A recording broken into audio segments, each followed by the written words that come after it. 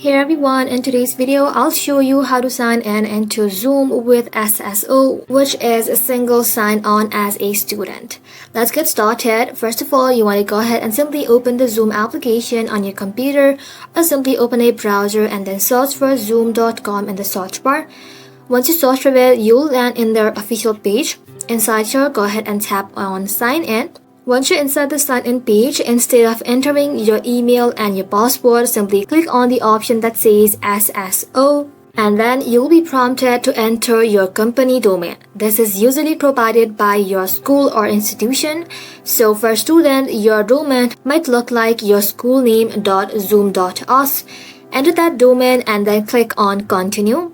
And once you tap on continue, you will then be redirected to your school's login page. And inside here, enter your school credentials like your student ID or email and password. If your school uses Google Microsoft account for login, you may sign in using those as well. After logging in successfully, you'll be signed into your Zoom account and you can join our scheduled meeting as usual. And that's it guys, you have now signed in your Zoom using SSO. I hope this video was helpful. If it was, don't forget to like and sub, and I'll see you in the next one.